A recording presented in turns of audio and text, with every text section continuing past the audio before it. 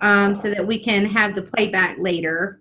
Okay. And we'll just see if it, for some reason, it doesn't go live, then we'll just have to play the replay. So um, this is my very first time ever using Zoom. Uh, I've never even heard of it. oh, really? I've It's got never some heard of perks to it in terms of being able to record and set up little meetings and stuff. So it works it. very well. So again, I'm just going to introduce who I am and introduce who you are, and then I'll let you take over in terms of sharing some of your information with us. So, What kind of is this a like a question and answer dialogue or? well, I'll just ask you a couple things, yes, and then just have you kind of go into what it is that you would like to share. Okay. Okay. So I'm Tasha Rollins. I am an autism mom and advocate for the last 20 years. And I started the Autism in Action group on Facebook to support families and parents. And really just to kind of share some local knowledge that we have. I know we're in two different areas, so a lot of the agencies might actually be a little different where you're from. Um, so we really just try to share up-to-date information on the website and on or in the group. And we like to connect. This is something that I'm starting. You're the very first parent that's been willing to do a live interview. So I really like to get feedback from other parents. You know, I've been doing this for 20 years. And how old is your son? My son is 10. His name is Peyton. 10, Mr. Payton. So we see your videos a lot in the autism support discussion group, and it's really just awesome the encouragement that you share with all the other parents on there, which is why I reached out to you. So I know that they've been very touching to me. Um, if you don't mind, just take a moment and kind of share your experience with autism. When was Peyton diagnosed, and if there's been any certain therapies or services that you guys have used? Well, first off, my name is Chris Rice. Um, I live in the southern states, Tupelo, Mississippi to be exact. And my son's name is Peyton. He's 10. He's been diagnosed with autism spectrum disorder. Now, me personally, I don't know the difference between Asperger's and all that stuff. I don't really know about this stuff. All I know is autism as a whole. I didn't know that there was different levels. There's different, radiuses on the spectrum. I didn't know that to begin with. But when I first found out about it, I think he was probably maybe two and a half, because he functioned normal, as we would call it. He functioned normal. He rode his bike, and he started talking and this and that, and everything seemed fine. But then I actually don't even remember exactly when I noticed something was wrong. But see, his mother noticed it before I did, and she started reading up about it and started telling me about it. And at first, I was like, okay, whatever. I've never even heard of autism. And so we started to do a little more. She started to do a little more research because, as a father, I'm not as in tune with children's needs as a mother is. So I mean, my nurturing has to be developed. A mother's nurturing comes from birth. So as I started to notice things and little speech delays and stuttering and stuff like that, that's when I started to take it a little bit more serious. And as far as the occupational and behavior therapies and stuff like that, he was going to a place here in Tupelo, but he went there for probably about 2.5 years. But I actually I took him every single Tuesday. And the reason he stopped going is because honestly, the insurance stopped paying for it. So it was costing me $100 and something a week. And it's just too much money. So It's expensive. it is, it's very expensive. And Right. it's even more expensive for someone at that time like me who doesn't really understand what autism is. I'm not, I didn't overlook it. I didn't act like it wasn't there because obviously there's something there. But Mhm. I didn't think it was as serious as it is. I'm thinking that maybe, it's just a phase, because I mean, this is my child, this is my firstborn, this is my son, Right. you know, and, just for, especially like, with mothers as well, but especially with fathers, we have aspirations for our son and our daughters as well. But, I named him after Peyton Manning. So, I mean, you kind of figure what I wanted him to do was to play football, but he will go on to do great things other than playing football. So that part doesn't bother me. It's just going back and forth with insurance companies that say that they'll pay for it, say that they won't pay for it, but then your child's mental health is hanging in the balance. Right. So, and that part right there is disturbing. But that's a whole nother topic. But the autism, the more I started reading about it, the more I started understanding it, and started seeing little loopholes in it. And I'm like, okay, well, it's kind of like a light switch. You have to expose yourself to the knowledge. And, these groups that we do, the group that you do, the group that we're a part of, the autism rider thing that I do, and, the customizing of my motorcycle, and I put autism patches, I wear autism shirts and stuff like that. That stuff it's all good and well. But unless you personally expose yourself to that knowledge, it's only going to take you so far. Right. We have to do the research on our own and find out what it is that we can do to help our child, because every child is different. Mm-hmm. Some children speak with no problem. They just can't function. Every single child with autism is different. Every single one. Every single one is different, and they have to be handled different. But the more I started reading stuff, and the more I started learning, like, where the puzzle piece thing comes from and all of that stuff, and I was like, it's something to this. I don't get hung up on where it comes from. I'm not going to do that to myself, and I'm not going to do that to my child, because no matter what, he still has autism. Right. I can do the blame game all day long. It's not going to do me any good. And I just want to say this real quick. I'm kind of tapping into my next video a little bit, but I'm going to say this right here. To the parents out there who carry guilt for their child having autism, the human heart is not designed to carry that kind of weight. You can't do that to yourself, because it's not your fault that your child has autism. It's not my fault or his mother's fault that my son has autism. It has not been proven that it's genetic. And autism has been around for a long time. Mm-hmm.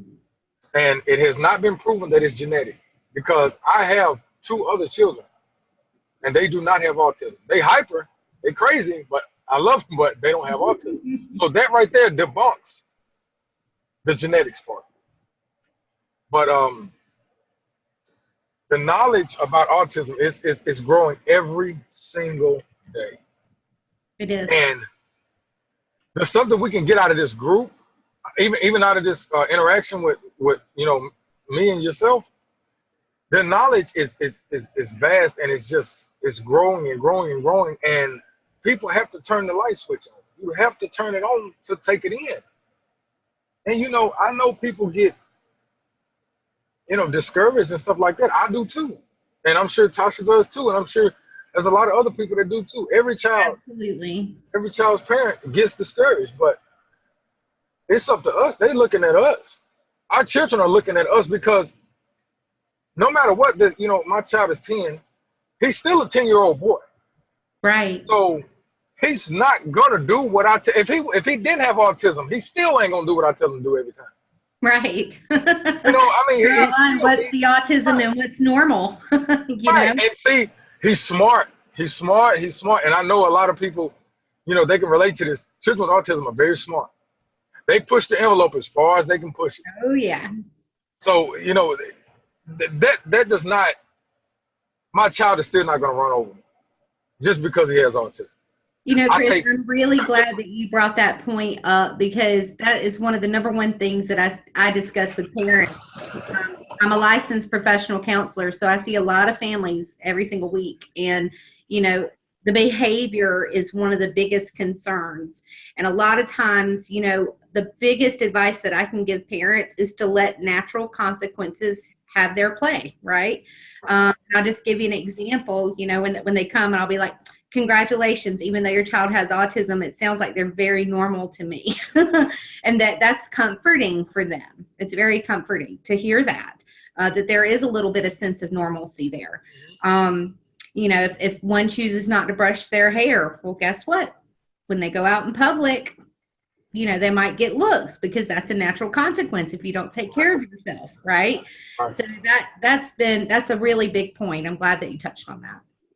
And I've said this to a couple people before, and I seen on a post that there was a statement that was made that I didn't totally I didn't agree with it. The statement was we have to prepare the world for our children. That's not the way this works, because that and I hope that doesn't sound harsh. I'm just being honest. No, it's true. That's not That the is way a this very works. true We have to statement. prepare our children for this world. They're Exactly. not going to That's the conform. same The way. world's not going to conform to a child that has autism. They're Right. not going to But that stop ringing the too, bells in school. Right. They're not that going to stop too. ringing Yeah, the they're bells in 18 and school because 20. of autism. 18 and 20. Wow. Yes, they're 18 and 20. My 18-year, he just turned 18 last week. And Wow. thankfully, successfully, they both graduated high school. But at this point in transitioning into adulthood, we're kind of like, okay, what's our next step? What do we do now?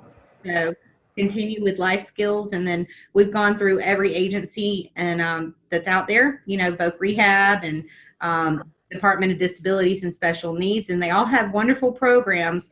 But really, when it comes to working with employers, I'm starting a consulting side business to help another lady. We're kind of going in together as a joint venture to train employers how to work with these autistic individuals, to work with our children. So that's another big aspect as they grow and transition into adulthood. But absolutely, we have to prepare our kids for them because the world's too big.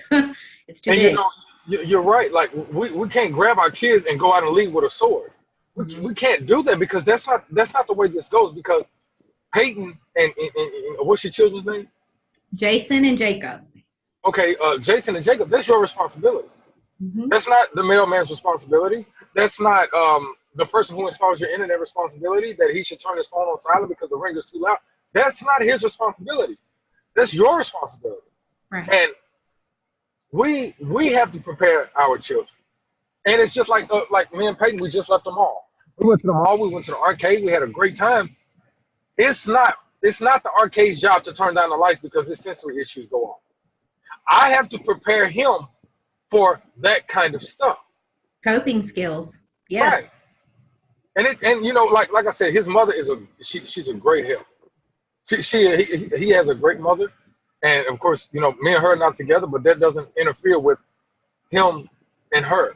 She's a great mother. She teaches him a lot, and then I come in and I teach him what I know, and I learn about this stuff. I read post after post after post. I see people doing meltdowns. I see people recording meltdowns. I see people doing this and doing that. And I'm not one of those people that say, you know what, you do what's best for you. You don't do what's best for you. You do what's best for your child. Right. Because to me, I can just shove an iPad in his face and, hey, I'm clear for the whole day. Doesn't work that way, though. There's nothing getting done like that. Right. That doesn't teach them anything. That doesn't teach them anything. And, don't get me wrong, technology is a wonderful thing if it's used the correct way. But technology is also a brain cell killer as well. It stops daily function, like you was talking about natural consequences. There's also a natural order of things. Yes. There are also natural laws as well. And our children, autism or not, have to conform to these laws regardless. And it's our job to teach them. But we also have to know ourselves. And upon us knowing, we have to learn how to apply it to our children as needed. Mm-hmm. And that is where these discussions come in handy, because something that works for you may not work for me. My son may not respond to it like that. Right. And Jason and Jacob, they probably can, go walking with no problem. Peyton will go walking with no problem, but someone else's child may not want to walk. And I get the question sometimes, well, what if he has a meltdown in the middle of a supermarket? He just has a meltdown in the middle of a supermarket. Right. You take that, even with Peyton is not a runner. But would I stamp that as an approval? No. I always keep him at arm's length. Yes. Always. Because the potential for running is there. Right. The the way autism has been explained to me in many different ways. So I take the reasons that have been given to me, I take the reasons that I come up with, and I take the reasons that have been answered to me through prayer. And this is what I come up with. Now, I'm no doctor. I don't speak for the masses at all. I speak for myself. And if it happens to appeal to the masses, then okay. The best way for me to explain autism, because with a custom motorcycle, it's like a rolling billboard. People are always going to want to know what that means. So I get the chance to explain. When I wear the shirts and stuff like that, I get the chance to explain. So I try to explain it like this. Autism is simple, and it's not as complicated as people make it out to be. It's a very simple, repetitive nature. It's like someone with OCD, but their mind is not an adult with OCD. They're a child with OCD. And they don't really understand how to separate it, how to run everything together so they can use all senses at one time. So I tell a friend of mine, I say, hey, if me and you throwing a football back and forth, we're fine. If Peyton is throwing a football with you, he's fine. But if I come in the picture, he cannot do it to both of us at the same time. He cannot multitask. Right. I tell my other two children, Peyton and Jonathan and Christina, don't go in the street. They know not to go in the street because the car can hit them and it'll hurt. Peyton doesn't go in the street because I told him not to go in the street. He doesn't understand the pain aspect. Right. And I also see posts with, and not just posts, but people talking in general. They're so hung up on the fact that their kids don't understand. Focus on what the kids do understand. And what they can do for the solution looking forward. What problems can we solve and what can we navigate, not what we can't. Right.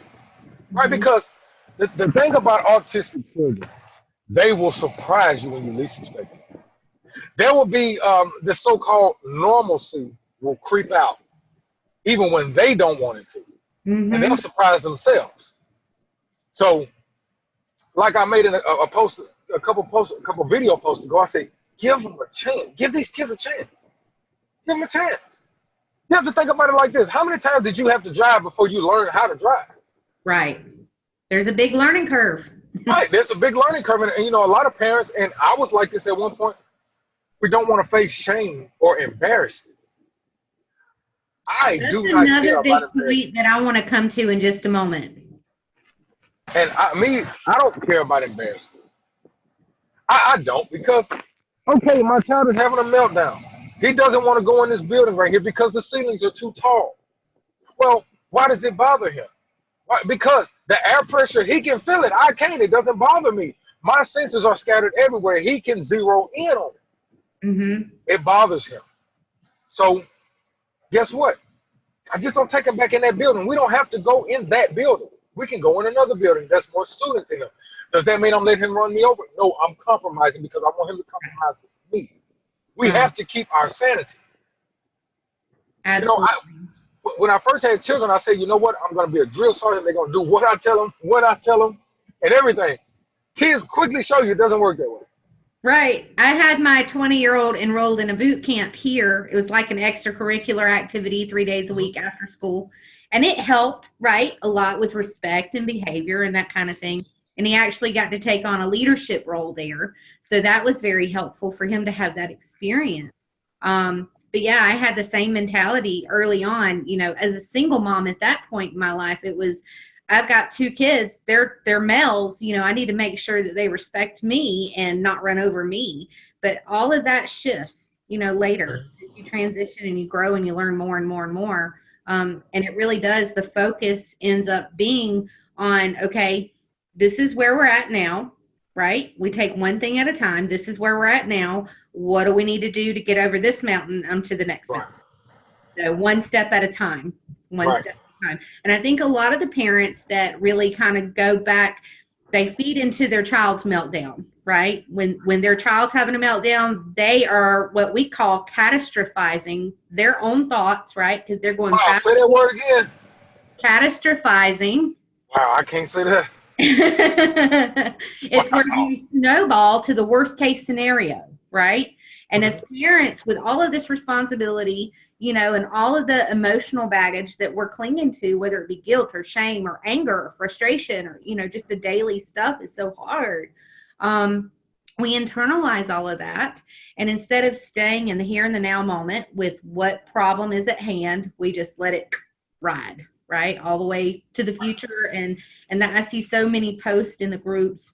I'm in several different groups, one that we're actually in together, and that's kind of it. They're just hitting fast forward and going to the end instead of staying here in the now. What were you going to speak on about embarrassment? Well, when it comes to embarrassment, I think that really keeps us from being able to do as parents what it is we want to do. It's a big roadblock. It's a barrier, right? Because parents get so worried about what other people are thinking in that supermarket, right? When really, truthfully, the other people's thoughts don't have meaning unless we apply the meaning ourselves. That's right. That's right. That's exactly right. Mm-hmm. I mean, like I said, I'm not a small guy. I'm a big guy, but my son, he has put scratches, bruises, bite marks on Mm-hmm. me. And people are like, well, how am I going to explain it? I don't have to explain it to anybody. Right. That's the thing. I don't have to explain anything to anybody. The only people I owe are my children. That's it. Mm-hmm. I don't have to explain why I have a cut on my hand or why I have scratch scars on my arm. I don't have to explain it. Right. I'm not going to waste my time trying to get someone to understand something that they're not going to understand. And I think that's another big thing too. What you just said, waste your time. There's a lot of focus on energy, right? Conserving our energy as parents of children on the spectrum. That is so important because we never know if it's going to take a deep dive by the end of the day, or so keeping our energy at bay is very important. Conserving it and only using it to what is serving you as a parent. Because, I mean, speaking of energy, there are times I just look at Peyton and I say, you know what? I ain't got the energy for this. I'll get you next. Because, like I said, he's still a child. He's still a 10-year-old boy. He's still going to do what 10-year-old boys do. He's still going to be hard-headed. Coupled with autism makes it a little more difficult. But up under all that, he's still a 10-year-old boy, regardless. That's what he is. And another thing that I touch on, like, I've said this before about, fears and stuff like that. I think it was my last video post. And I tend to, because like sometimes, once my kids are asleep, I have time to myself. I sit back and I just relax. And sometimes my thoughts take me to a place that I don't want to go because I find myself maybe stressing about stuff that I don't even know if it's happening. Mm-hmm. I'm trying to prepare myself to prevent a problem that's not even happening. And if we're not careful as parents, we will put up a defense mechanism that doesn't need to be there. And it's very self-sabotaging. Yes, it is. And our kids feed off of us.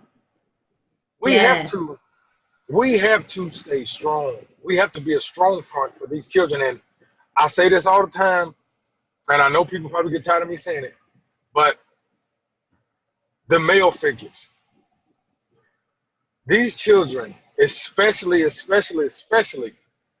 children with autism, children in general, but especially boys with autism, they're so strong. They need father figures. Yes. My son, when I get on to him, there's a difference because I hurt his feelings. He's not used to me coming at him in that kind of tone. So it bothers him, but it calms him as well. And there are things that mothers do that fathers can't do, but there are also things that fathers do that mothers cannot do. Because I hear people all the time say, you know what, I'm mother and father. No, you're not. And I hear some guys say, you know what, I'm mommy and daddy. No, you're not. You're a strong father or you're a strong mother. You cannot be both. Mm-hmm. And as tough as it is to be a single parent raising a child with autism, raising a child period, but especially a child with autism, it's stressful. It can be stressful. I read some research that showed that autism parents are exposed to the same amount of stress levels, the cortisol levels that are released in your bloodstream, as combat soldiers. I believe it. Yeah. I believe it. I do. I believe it because there have been times that Peyton has had a meltdown, and like I said, sometimes he act like he want to fight. So I'm like, okay, well, if that's what you want to do, well then let's do it. Now, am I gonna physically hurt him? God no. I'll put my gloves on and I'll tap him a little bit. See what? Okay, well let's come on, bring that aggression this way. Let's have a little fun. Next thing you know, it turns into a laughing match. Right. And sometimes he goes like I had a brand new TV. He threw the remote right through it. And I said, hey, you know what he did? He started laughing. I couldn't do nothing but put my head down and hug him and tell him, son, I don't even know what to say. I was heated. Yeah. And there was, he's had quite a few meltdowns. But there was one time that stuck out. I was holding him on the floor and I was like, son, you got to chill out. You have to chill out. So I don't get loud with him. I kind of keep a monotone voice. I'm like, son, you have to chill out. And he screamed like a demon. And I seen all the veins come out of his neck and stuff like that. That hurt me. I'm not gonna lie, that hurt me. Because this is all I can do right now. There's nothing that I can do. And I know that bothers parents. And the fact that a lot of these mothers have to deal with it on their own. And I'm gonna say this right here. And fathers. And fathers. Mothers and fathers. Yeah. And I'm gonna say this right here, and a lot of people probably not gonna like it, but I'm gonna say it anyway. If you're a single mother, the reason I say single mothers is because there's more single mothers. There's 10 times, 100 times more single mothers than single fathers. But this applies to single fathers as well. If you're a single mother and the other parent is in the house and they're not doing anything, they're your problem. That's your problem right there. It ain't your child, it's them. There ain't nothing wrong with preparing things to keep your child calm. And it takes a strong individual and it takes people working together. Absolutely. You have to work together because that child knows when there's a divide. Like I said, excuse my language, but they're not stupid. Just because they don't talk don't mean they don't have anything to say. Right. Just because their words are gibberish don't mean that a parent cannot put the sentences together. Like, I know exactly what Peyton's saying. Other people may not completely understand it, but I know exactly what he's saying. So it takes involved parents. Or you know what, if the father is not in the picture, then how about the mother's brother? Or just any strong front that's consistent. That you can't come over 1 week and then not come over for a month. That's gonna hurt that child. Right. I know for me, from personal experience, when my boys were about 14 and 12, their dad stepped out of their life, and by his own choice. And their grandfather really became their role model at that particular point in time. Now they've got their stepdad, and they call him Play Daddy, and all kinds of little nicknames. But we're very, very grateful to have my husband now in our lives, and he serves. What's his name? My husband's name is Travis. Travis, you the man. Hey, I'm gonna tell you something. The stepmothers and the stepfathers, besides the single mothers, y'all are my heroes, and I mean that. And I'm dead serious because y'all don't have to do that, but you do it anyway. Yeah. And the thing is, that's what men are supposed to do. Right. And I respect that. I do. I really do. I mean, I just, I don't know. It's hard. These guys stepping away from these children like it's nothing. I have no sympathy for that, and I have zero understanding and zero tolerance for that. I don't want to hear nothing nobody got to say. So I mean, you don't understand people's situation. I don't have to. That's the thing. I don't have to. There's certain things you just don't do. And that's just what it is. And I think we couldn't hear you. So, say that much part. But I like to encourage people, but at the same time, I like to be honest with people. Mm-hmm. I'm not going to sit here and just tell people that, it's going to get better. It's okay without work. It takes work. It takes a lot of grit. Can you hear me? Yes. Can you hear me? Okay. But yes, it takes work. And I would tell you, like, I really enjoy doing it. Well, I am so I've grateful enjoyed doing it. to have you on here to share your insight on all of this. If you had one thing that you would want people to hear, in terms of your insight, your advice, what one piece of advice would you give to parents?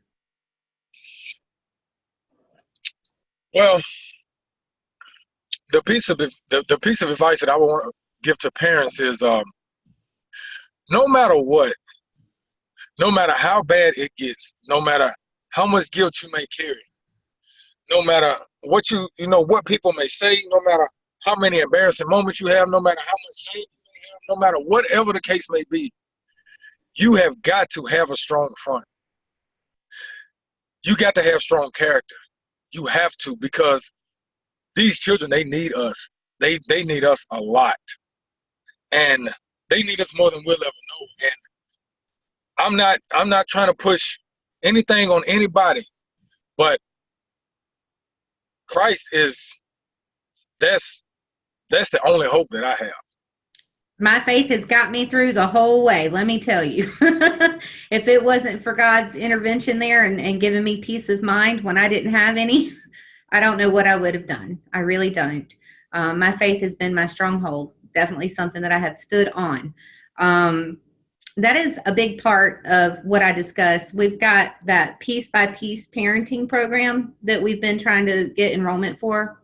And just to kind of teach parents how to advocate and navigate through autism, and also with the parenting mindset. So that's a big piece in the parenting mindset. But I love the group that we're in. I love the way people talk and they express themselves. And it's not all positive, but guess what? I take the negative as well, because that's just what somebody's feeling that day, and I don't have to agree with it to respect. And that's a safe place for them to vent too. I think a lot of times as parents, we really don't think about the significance that we have with interacting with other people online when it comes for support and encouragement, because it is so limited in person.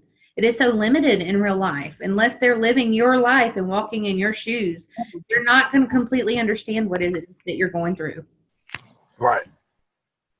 I totally agree with you. Mm-hmm. And I'm very grateful to have met you, Chris. Hey, me too.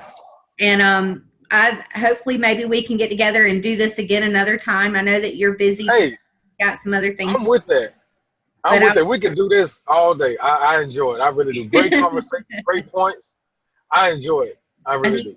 When I do share it, I think I'm going to do a hashtag real talk on autism, right? Autism. Okay, I'm with that.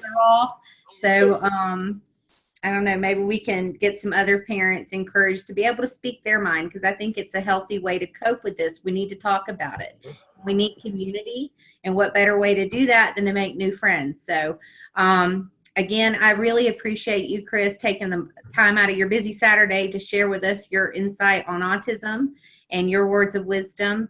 And I think we'll close now so that we can get on with our Saturday. And if you do have any questions, guys, for Chris, feel free to reach out to him. Chris, what's the best way for them to find you? Do you have a standalone page, or is it just your personal page online? Well, it's just my personal page. You can inbox me.